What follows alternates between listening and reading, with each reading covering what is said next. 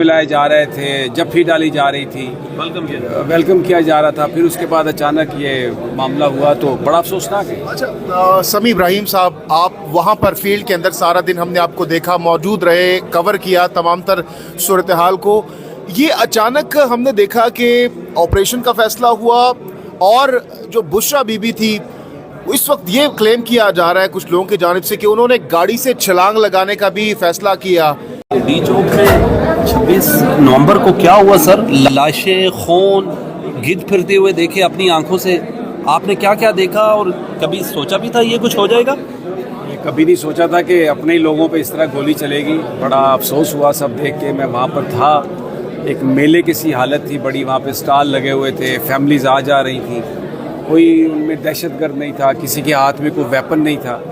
پھر اچانک اس طرح سے فائرنگ ہوئی اور ٹارگیٹڈ فائرنگ ہوئی، سنائپر فائرنگ ہوئی۔ بڑا افسوسناک ہے یہ، کبھی میں نے یہ توقع نہیں کی تھی، کیونکہ اس سے پہلے جو امیجز آئے تھے کنٹینر کے اوپر ہاتھ ملائے جا رہے تھے، جفی ڈالی جا رہی تھی، ویلکم کیا جا رہا تھا، پھر اس کے بعد اچانک یہ معاملہ ہوا تو بڑا افسوسناک ہے۔ اچھا سمیع ابراہیم صاحب، آپ وہاں پر فیلڈ کے اندر سارا دن ہم نے آپ کو دیکھا، موجود رہے، کور کیا تمام تر صورتحال کو۔ یہ اچانک ہم نے دیکھا کہ آپریشن کا فیصلہ ہوا اور جو بشرا بی بی تھی اس وقت یہ کلیم کیا جا رہا ہے کچھ لوگوں کی جانب سے کہ انہوں نے گاڑی سے چھلانگ لگانے کا بھی فیصلہ کیا۔ یہ آپ نے اپنا آنکھوں دیکھا حال بتائیے گا، واقعی ایسا ہوا انہوں نے چھلانگ لگانے کی کوشش کی یا کیا کچھ ہوا؟ کیونکہ گنڈاپور صاحب کے حوالے سے کہا جا رہا ہے کہ وہ ان کی گاڑی کے ڈرائیور بن کر ان کو یہاں وہاں سے لے کر گئے۔ دیکھیں، میں کیونکہ وہاں پر موجود نہیں تھا، اس لیے میں یہ تو نہیں کہہ سکتا کہ انہوں نے چھلانگ لگانے کی کوشش کی یا نہیں کی، لیکن یہ مجھے پتہ ہے جو بہت کلوز ذرائع ہیں بشرا بی بی صاحبہ کے کہ وہ نہیں آنا چاہتی تھی۔ اور میں علی امین صاحب کے بارے میں یہ بات کروں گا کہ وہ شاید ان کو اس وقت احساس تھا کہ جیسے گولیاں چل رہی ہیں ایسا نہ ہو کہ بشرا بی بی کو گولی لگ جائے، کیونکہ جس طرح ہم یہ کہہ رہے ہیں کہ ہمیں کوئی توقع نہیں تھی اس طرح گولیاں چلیں گی، مجھے لگتا ہے ان کو بھی یہ توقع نہیں تھی کہ اس طرح اسٹریٹ فائرنگ ہوگی۔ تو بشرا بی بی کو بہت سارے، آپ نے جو سوال کیا ہے یہ سوال سوشل میڈیا پر بھی ہے، بہت سارے لوگ یہ کر بھی رہے ہیں۔ یہ بات تو میں جانتا ہوں جو بڑے قریبی ذرائع ہیں بشرا بی بی کے کہ وہ واقعی نہیں جانا چاہتی تھی، انہوں نے کہا کہ میں جمپ کر جاؤں گی، پھر وہ بھی لاک کیا گیا، یہ میں نے سنا ہے۔ لیکن اس کی جو مجھے وجہ سمجھ میں آتی ہے، جو میری اپنی انٹرپریٹیشن ہے، وہ یہ کہ ڈیفینیٹلی علی امین کو یہ احساس ہوگا کہ یہ عمران خان صاحب کی اہلیہ ہیں اور اس وقت گولی چل رہی ہے اور گولی تو نہیں دیکھتی کہ وہ کس کو لگتی ہے، اور ہر آدمی وہاں پہ اس وقت بھاگ رہا تھا، تو انہوں نے ان کی جان بچانے کے لیے شاید وہاں سے گاڑی نکالی ہوگی۔ اور بہرحال یہ واقعہ ہوا اور اس لیے ہوا کہ کسی کو امید نہیں تھی کہ اس طرح سیدھی گولیاں چلائی جائیں گی۔ کیا اطلاعات ہیں آپ کے پاس؟ کتنے لوگوں کی ڈیتھ ہوئی ہے، کتنی کیجویلٹیز ہوئی ہیں، کتنے لوگ انفٹ ہیں؟ کیونکہ مین اسٹریم میڈیا تو یہی ایک چیز بتا رہا ہے کہ لوگ آئے تھے، دم دبا کے بھاگ گئے، پی ٹی آئی کی قیادت کارکنان سے پہلے مانسیرا پہنچ گئی، تو آپ کے پاس کیا اطلاعات ہیں سر؟ سب سے پہلے تو میڈیا کا رول انتہائی افسوسناک ہے۔ یہ جو مین اسٹریم میڈیا ہے یہ جھوٹ بول رہے ہیں۔ کوئی بھی آپ سٹوری اٹھا کے دیکھیں تو اس میں آپ کو یا تو یہ لگے گا کہ دھرنا ناکام ہو گیا ہے، یا پی ٹی آئی کے اندر اختلافات پڑ گئے ہیں، قیادت ورکرز کو چھوڑ کے بھاگ گئی ہے، یہ ان کی ایڈیٹوریل لائن ہے۔ تو یہ بڑا ان کا کردار جو ہے وہ بڑا افسوسناک ہے۔ دوسرا آپ نے کیا سوال کیا تھا؟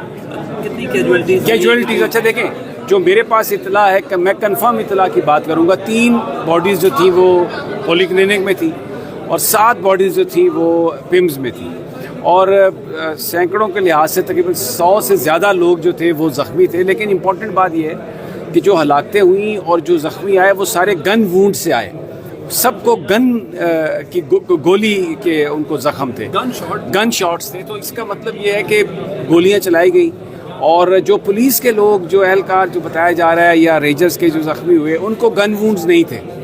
تو اس کا مطلب یہ ہے کہ شاید گولیاں ایک ہی طرف سے برسائی گئی اور دوسری طرف جو ہے گولیاں نہیں تھیں۔ یہ مجھے نہیں پتا کس نے آرڈر دیا، لیکن بہرحال یہ افسوسناک تھا۔ اور دیکھیں، احتجاج کرنا چاہے وہ اللیگل بھی ہو، اس کی سزا گولی نہیں ہے۔ آپ لوگوں کو گرفتار کر سکتے ہیں، آپ ان پر مقدمے درج کر سکتے ہیں، آپ شیلنگ کر سکتے ہیں، آپ بہت دنوں سے کر بھی رہے تھے شیلنگ، لیکن اسٹریٹ فائر کرنا لوگوں پر یہ بڑا افسوسناک ہے، اور اس کی کوئی آئین میں، قانون میں گنجائش نہیں تھی۔ سمیع صاحب، اب آپ کے نزدیک عمران خان کے پاس اب کیا آپشنز ہیں اور کیا ممکنہ طور پر وہ اگلا قدم لے سکتے ہیں؟ اب اب دیکھیں خان صاحب کی جو آپشنز ہیں وہ تو ان کو خود ہی ڈیسائیڈ کریں گے کہ وہ کیا کریں گے. ہر آنکھ جو ہے اس طرف لگی ہوئی ہے. آج کیس تھا ان کا لیکن تاریخ پڑ گئی اور اس میں ان کو میڈیا کے ساتھ بات کرنے کا پھر موقع نہیں مل سکا. تو اب جب اگلی کوئی تاریخ آتی ہے تو اس میں پھر ان کی جب بات ہوگی تو ان کے بیہاف پر تو میں کوئی بات نہیں کر سکتا because I am not available. یہ بتا دیں کہ جو بیرسٹر سیف کی ملاقات ہوئی تھی عمران خان صاحب سے اور ان کی جانب سے یہ کہا گیا تھا کہ عمران خان صاحب نے کہا کہ سنجانی میں جلسہ کریں اور بشرا بی بی نے انسسٹ کیا آگے گئے. اب بشرا بی بی جھوٹ بول رہی ہیں یا بیرسٹر سیف جھوٹ میں بول رہے اسی ہیں؟ بات کو سیکنڈ کرتا ہوں. ہیلی کاپٹر دیا گیا بیرسٹر گور اور بیرسٹر سیف کو حسن عبدال جانے کے لیے. دیکھیں ایسا نہیں ہے. میں صرف یہ جانتا ہوں کہ جو بشرا بی بی ہیں انہوں نے یہ کہا تھا کہ آپ ہماری عمران خان صاحب سے بات کروا دیں اور P T C L line پر ہی بات کروا دیں کیونکہ ویڈیو میسج میں نہیں مانوں گی.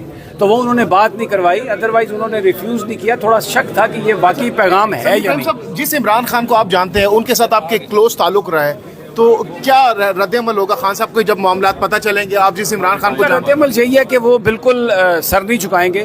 وہ اپنی اسٹرگل جاری رکھیں گے اور وہ کہیں گے کہ میں اس نظام کو نہیں مانتا. یہ میرا اپنا اندازہ ہے اور وہ بالکل اس پہ اپنی اس بات پر قائم رہیں گے. دوبارہ سے آئیں گے 2 روز کے جسمانی ریمانڈ کی افسوسناک ہے.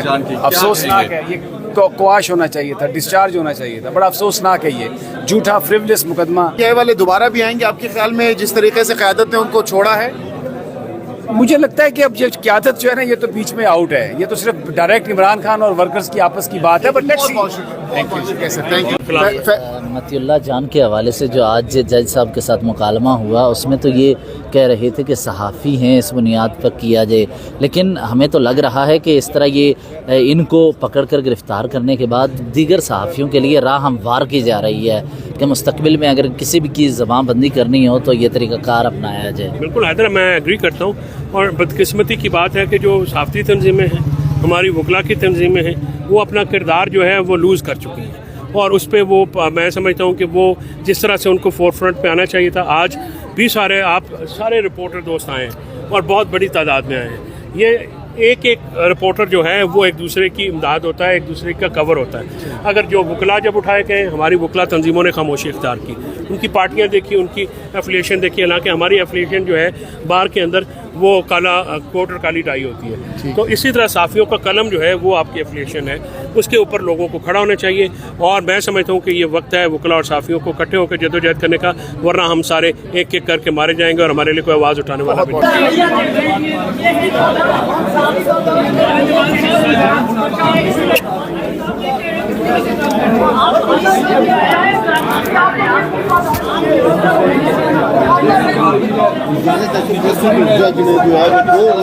ریمانڈ